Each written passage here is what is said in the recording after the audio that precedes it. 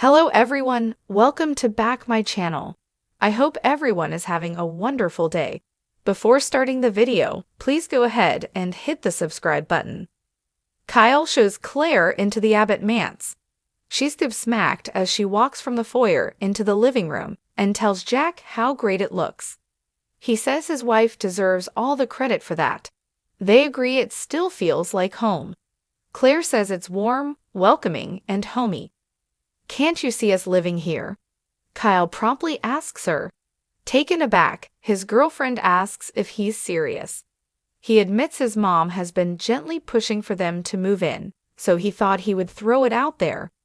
This becomes awkward, so Jack announces he has to go and meet with his brother. On the way out, he assures Claire that she'd be very welcome in the house. After Jack has departed, Claire asks Kyle if he's changed his mind about them finding their own place. He hasn't. But it will take time for them to find the right place, and he doesn't want to delay living with her. He points out it would also be good for Harrison, who could get adjusted to their new dynamic. "I wasn't prepared for things to move this quickly," she admits. This is a big transition for her, very new and a little scary. Kyle wants it to be smooth and uncomplicated. That's why he thought living there could be ideal. Claire was hoping she'd have more time with the family she is still getting to know before moving out. She admits that her parents were a little shocked that this is happening so fast. Kyle assumes Claire is also worrying about Victor's reaction. She insists no one will bully her, but she wants her family to be comfortable with her choice. If they move in with Jack, it will make things harder. Kyle concedes he got overexcited. She's touched that he's so eager to live with her. They agree to stick to the original plan to find the right place. Claire promises to tell her grandpa her plans. They kiss. When they go into the dining room, he pours them some wine. Kyle explains that Harrison hasn't seen the new house since he's with Summer tonight, and mentions Diane is at Jabot for late meetings. Claire points out they have the house to themselves.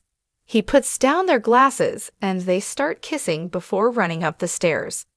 Michael arrives at the ranch to clear up a few things with Victor. He reminds him that Diane already suspects him of going after Jabot.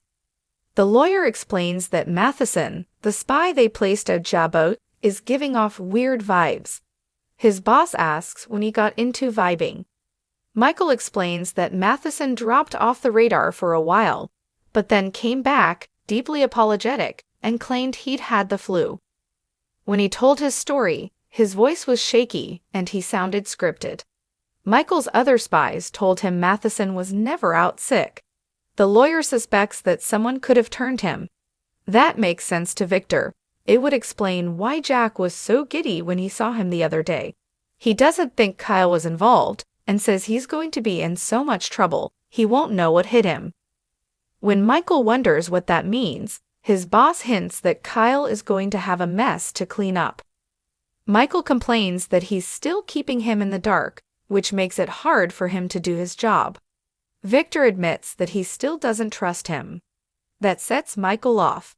He gets up and reminds Victor that all he did was stop him from keeping Jordan as his personal prisoner. Victor is furious. He would even call that Jordan woman a human being and vents about all the damage she's done since she was freed. Yelling, Michael protests that he's tried to make up for it. He's been at his side every day since he was shot. How can he still question his allegiance? "You want to know why? You are trying to control me. You are trying to put up guardrails to my actions," Victor exclaims, insisting he knows what he's doing and that Michael is out of line. "You feelin' the vibe?" "The vibe is that I'm pissed off," Victor taunts. His lawyer says he should be thanking him. He realizes the chances of stopping him are zero, but he will still try to prevent him from making a mistake. When Victor's phone rings, he says he needs to take it and orders Michael out, barking that he'd better take care of that Matheson guy. Michael bolts for the door and immediately sends Jack a text, requesting that they meet. At the athletic club, Audra tells Lily she doesn't like her suggesting that she has been keeping something major from the family.